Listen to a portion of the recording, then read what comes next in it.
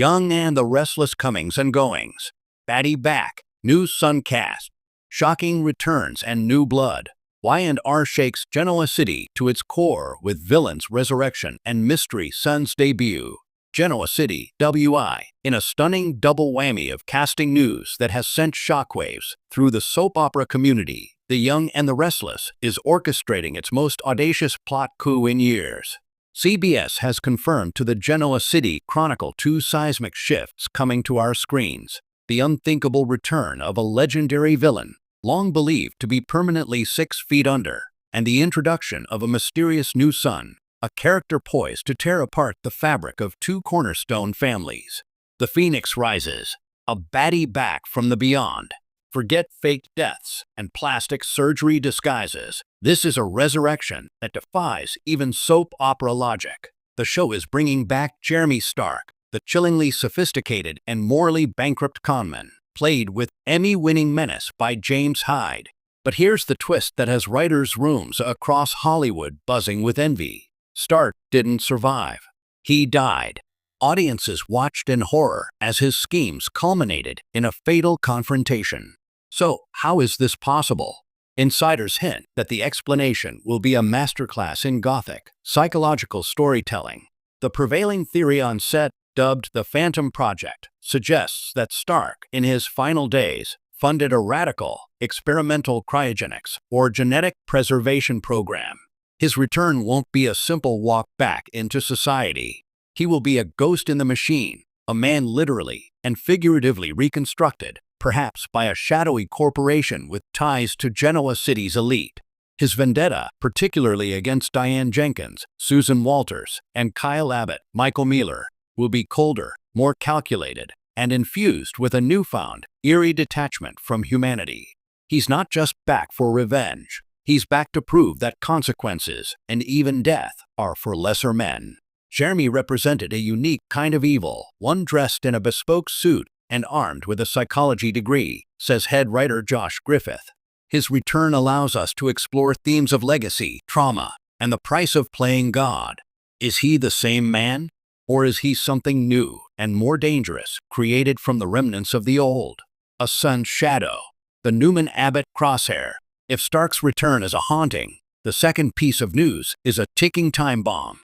The show has cast dynamic newcomer Jackson Lane in the contract role of Jamie, a character whose official description is brief but explosive. A charismatic, sharp-witted entrepreneur in his late 20s with a mysterious past that connects him directly to the Newman and Abbott dynasties. The keyword is and, not or. This single detail unleashes a hurricane of speculation. A child shared by the 2 warring families? The possibilities are deliciously devastating. Could he be a secret son of Victor Newman, Eric Bredin, and an Abbott woman from decades past? A previously unknown offspring of Jack Abbott, Peter Bergman, and a Newman? Or perhaps the result of a long-buried, passionate encounter between Nick Newman, Joshua Morrow, and Phyllis Summers, Michelle Stafford, that was kept secret even from them. Lane's Jamie is described as neither a clear-cut hero nor villain. He arrives not with a plea for acceptance, but with a formidable business acumen and a deep-seated resentment for being erased from history. He won't be asking for a seat at the table. He'll be building his own table and forcing the Newmans and Abbotts to acknowledge him. His presence is a live wire thrown into the already charged atmosphere of Newman Lock and Jabot. Jackson brings an incredible energy. There's a charm that draws you in, but also an intelligence that tells you he's always 5 moves ahead, says executive producer Anthony Marina. Jamie isn't coming to Genoa City to find a family. He's coming to claim an inheritance he believes he's owed, and he's willing to dismantle both empires to get it. Creative synergy. When 2 storms collide, the brilliance of these moves lies not in isolation, but in their inevitable collision. Imagine a Genoa City where a reborn, nihilistic Stark is slithering through the shadows, while a brilliant, angry young man like Jamie is publicly dismantling the city's power structures from the boardroom. The potential intersections are limitless. Will Stark see Jamie as a pawn, a protege, or a rival? Could Jamie's mysterious genesis somehow be tied to one of Stark's past, unseen schemes?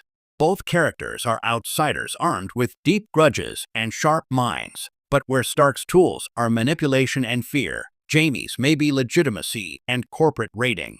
Their paths crossing could create the ultimate crisis for Victor, Jack, Nikki, and Diane, a battle on two fronts, one against the ghost of past sins, and another against the living, breathing consequence of a hidden one. Fandom eruption and the future of storytelling. The reaction online has been volcanic. #Stark returns and #Who is Jaime trended globally within hours of the announcement. Longtime fans are delirious at the prospect of Jeremy Stark's uniquely terrifying presence returning, while newcomer Jackson Lane's smoldering screen tests have already garnered a devoted following. This is classic Y&R but with a bold, modern twist, says soap historian Lorna Falconer. They're leveraging their rich history, bringing back a truly memorable villain, while also planting a seed for the next generation of conflict. The mystery son trope is a soap staple, but tying him to both major families is a genius way to ensure every story he touches has maximum impact for years to come. In an era where soaps must fight for attention, The Young and the Restless is not playing it safe. It is doubling down on high-stakes, intergenerational storytelling that honors its past, while fearlessly forging its future. With a resurrected phantom from the past and a seismic secret from the past arriving in the present, Genoa City is about to become a battlefield where history is no longer buried. It's alive, it's angry, and it's ready for war.